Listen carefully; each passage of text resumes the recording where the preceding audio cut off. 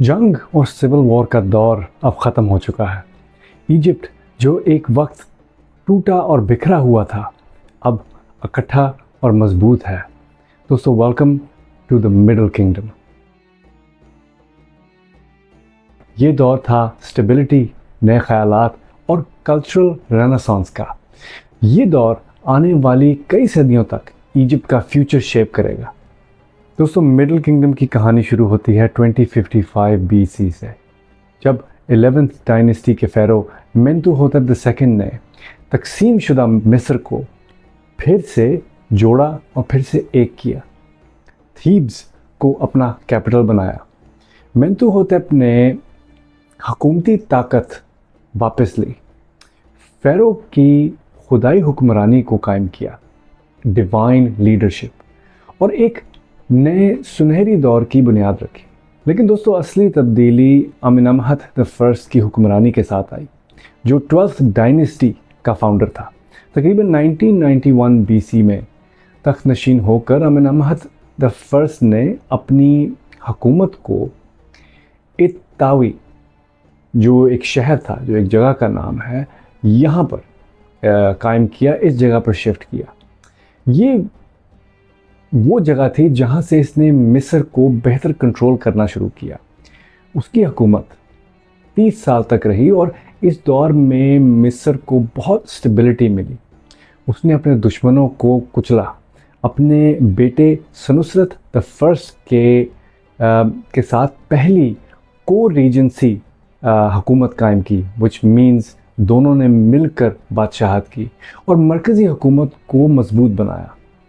दोस्तों, अमेनमहत I ने मिस्र को इतना स्टेबल कर दिया था कि 1962 BC में जब उसको कत्ल किया गया, उसकी असैसिनेशन हुई, तो इतनी स्टेबिलिटी थी कि मिस्र में या इस एरिया में, इस इलाके में कोई भगदड़ या कोई रैली या कोई कुछ किसी किस्म की डिस्टर्बेंस ना आई।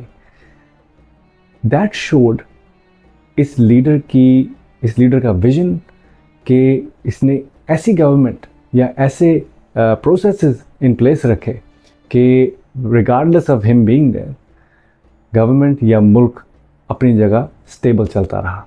दोस्तों, अमेनमहत I ने सियासत के अलावा भी बहुत सारे काम किए। उसने इलिश्त में अपना पिरामिड बनवाया और बड़ी बड़ी इमारतों की रिवायत को फिर से ज़िंदा किया। इसने थीब्स का जो शहर था, इसको फिर से फैलाया। अमेनमहत I और इसके जो वारिस थे, सनुसरत I, जो कि 1971 से 1926 BC तक हुकूमत में थे, सनुसरत II जो कि 1897 से 1878 BC तक हुकूमत में थे, और सनुसरत III जो कि 1878 से 1841 BC तक थे। इस दौर में मिस्र ने अपना असर और अपनी हुकूमत नूबिया तक फैलाई। मिडिल किंगडम के फ़ेरोज़ ने नूबिया पर बहुत हमले किए, कीमती माल और रिचेस हासिल किए। इन फ़ेरोज़ ने सिनाई पेनिनसुला और लवांत के साथ अपने रिश्ते बहुत बेहतर किए, जिसकी वजह से इस इलाके में नया माल और दौलत आया और नए ख़यालात का भी इंट्रोडक्शन इस इलाके में हुआ। दोस्तों, मिडिल किंगडम को मिस्र का रेनेसांस क्यों कहते हैं? आर्ट एंड कल्चर की वजह से। मिडिल किंगडम की आर्ट ने ओल्ड किंगडम की जो रिवायतें थी, इनको नए अंदाज से मिला के पेश किया। सनुसरत III के दशूर वाले पिरामिड में बनाई मूर्तियाँ और नक्शे इंसानी हुनरमंदी, जिसको क्राफ्टमैनशिप कहते हैं, और इमोशनल डेप्थ को ज़ाहिर करती हैं। मंदिर, कब्रें और ज़ेवरात इस दौर के जो बादशाह थे, इनकी खुदाई हुक्मरानी और इंसान की अहमियत को दिखाती थी।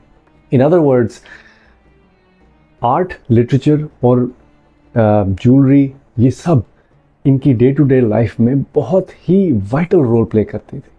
Let's discuss a little bit about the literature. सिनुई की कहानी, ये एक ऐसी कहानी, एक ऐसी लिखी गई स्टोरी थी जिसने वफ़ादारी, तकदीर और इंसानी जज्बात को बहुत खूबसूरती के साथ पेश किया। हिकमत या विजडम जिसे कहते हैं, ये इस स्टोरी में भरपूर तरीके से दिखाया गया।